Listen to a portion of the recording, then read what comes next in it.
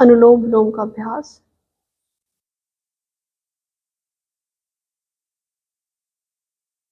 इतने धीरे धीरे श्वास को भरना है कि श्वासों की जो ध्वनि की आवाज है, जो ध्वनि है वो ऐसा लगे कि स्वयं को भी नहीं सुनाई दे रही। केवल पूरे ध्यान से करना है, 5 चक्र पूरे करने हैं पूरे ध्यान से। ध्यान पूरा श्वासों पर होना चाहिए, यहीं से आपका ध्यान भी शुरू हो जाता है। एक हाथ से आप मुद्रा बना के रखेंगे, ज्ञान मुद्रा।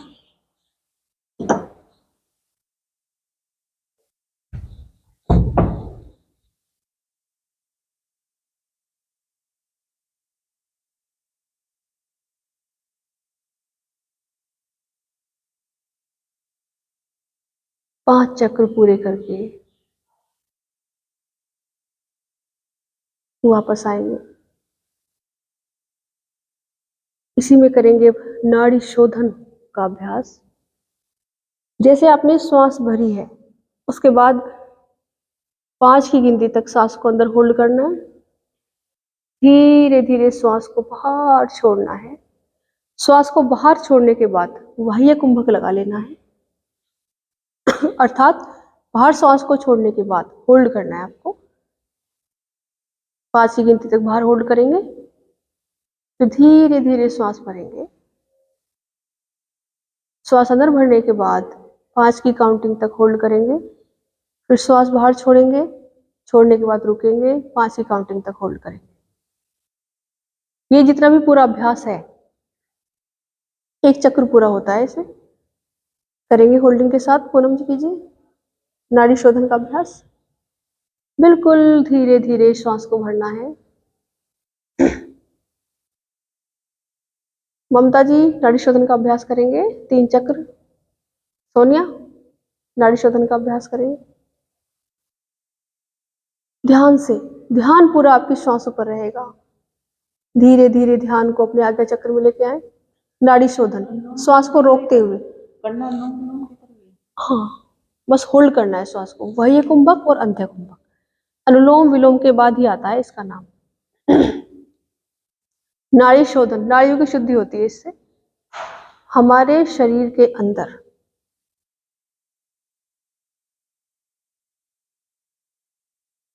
हजारों नाड़ियां मौजूद हैं, जिनमें से 3 नाड़ियां सबसे प्रमुख हैं, ईड़ा, पिंगला और सुषुम्ना। ईड़ा नाड़ी जो होती है वो ठंडी होती है, गंगा भी कहते हैं उसको। और जो पिंगला नाड़ी है वो सूर्येश्वर से संबंधित है, वो गर्म होती है और उसे यमुना कहते हैं।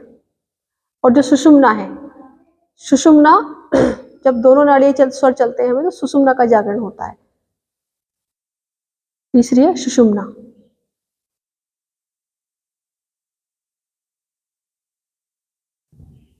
हर घंटे पर हमारे स्वर बदल जाते हैं। राइट स्वर चलता है सूर्य स्वर, तो हमारे भुजन का जब पाचन होता है, मल त्याग होता है, तो उस समय होना चाहिए सूर्य स्वर चलता हुआ। जब मेडिटेशन करो, कुछ दिमाग का कार्य करो, मूत्र का त्याग करो या दूध पानी इस प्रकार कुछ पीना है, तो उस समय पर चंद्र स्वर, चंद्र नाड़ी चलनी चाहिए, तो अच्छे से पाचन होता है। जो सी नाड़ी जो स्वर चल रहा हो वही पैर बिस्तर से नीचे रखना है जब आप सोकर उठे। तो ये नाड़ियों की शुद्धि के लिए है नाड़ी शोधन प्राणायाम। इससे कुंडली का जागरण भी होता है और नाड़ियों की शुद्धि भी होती है। नाड़ियों की शुद्धि हो जाएगी तो कुंडली का जागरण होगा। वापस आएंगे फिर से।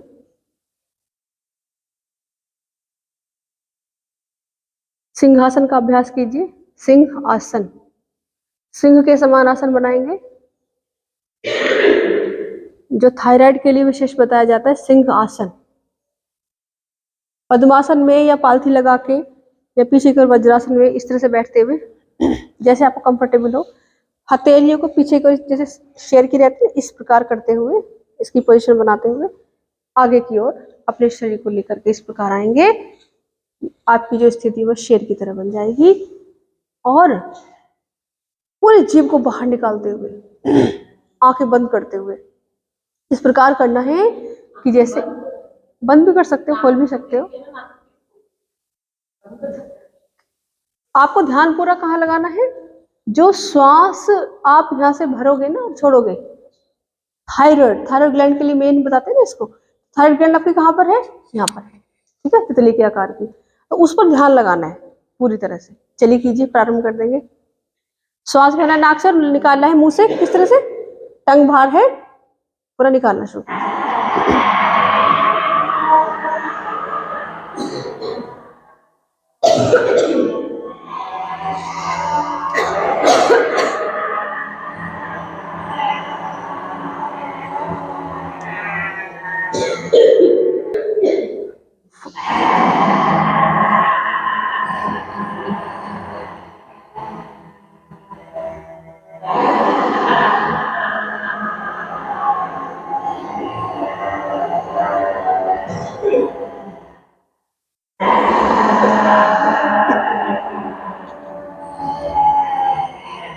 इसे थायराइड जो ग्लैंड है वो संतुलित होती है, उसका सिक्रीशन जो है बैलेंस होता है और थायराइड रोग में बहुत लाभ है। वापस आएंगे, वापस आएंगे और अपने हथेलियों को आपस में अच्छे से रब करके गले की मांसपेशियों को मसाज करेंगे।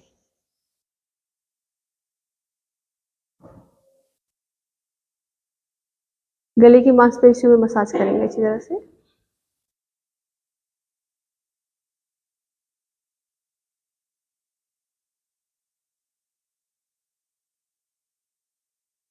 करेंगे भ्रामरी का अभ्यास, करेंगे भ्रामरी प्राणायाम का अभ्यास।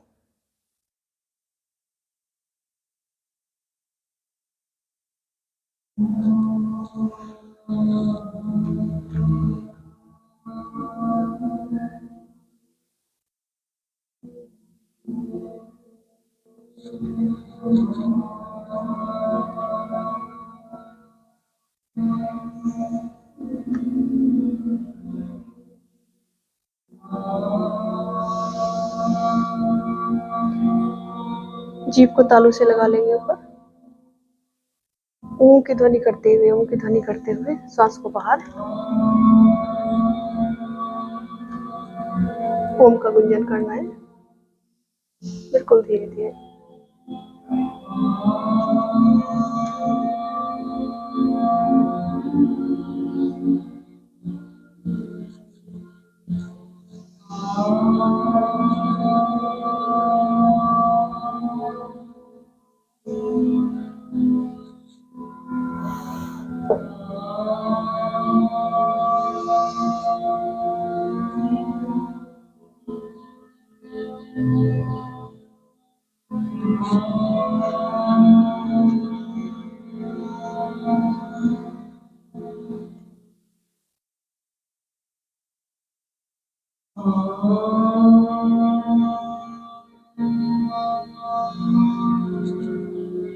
इसकी पोजिशन इस प्रकार रहती है, कानों को पूरा बंद।